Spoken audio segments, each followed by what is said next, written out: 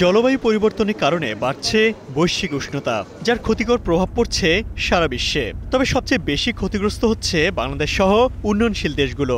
The Lancet countdown on health and climate change এর সদ্য প্রকাশিত প্রতিবেদনে দেখা যায় ২০২৪ সালে তীব্র গরমে শ্রম উৎপাদনশীলতা কমার কারণে সম্ভাব্য ২৪ বিলিয়ন মার্কিন ডলার আয় কমেছে বাংলাদেশের, যা দেশের মোট জিডিপির ৫%। এদিকে জলবায়ু পরিবর্তনের কারণে ১৯৫১ থেকে ১৯৬০ সময়ের তুলনায় ২০১৫-২০২৪ সালে ডেঙ্গু সংক্রমণের সম্ভাবনা বেড়েছে ৯০%।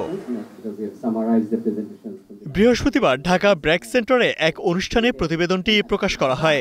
জলবায়ু পরিবর্তনের ক্রমবর্ধমান প্রভাবে বাংলাদেশ এক নজিরবিহীন স্বাস্থ্য ও অর্থনৈতিক সংকটে পড়েছে জানিয়ে বলা হয়, ২০২২ সালে মানবসৃষ্ট বায়ু দূষণের কারণে ২,২৫,০০০ মানুষের মৃত্যু হয়েছে। এদিকে তাপমাত্রা বৃদ্ধির ফলে গরম সংক্রান্ত অসুস্থতা ও মৃত্যুর ঝুঁকি ভয়াবহ বেড়েছে। ২০২৪ সালে গড়ে প্রত্যেক ব্যক্তি ২৮.৮ দিন করে তাপপ্রবাহের মুখোমুখি হয়েছেন। এর মধ্যে ১৩.২ দিন কেবল জলবায়ু পরিবর্তনের কারণেই ঘটেছে বলে প্রতিবেদনে জানানো হয়। অনুষ্ঠানে বক্তারা বলেন, যতদিন যাচ্ছে জলবায়ু পরিবর্তনের কারণে জনস্বাস্থ্যের উপর গভীর প্রভাব পড়ছে। আগামী দিনগুলোতে এই প্রভাব আরও বাড়বে।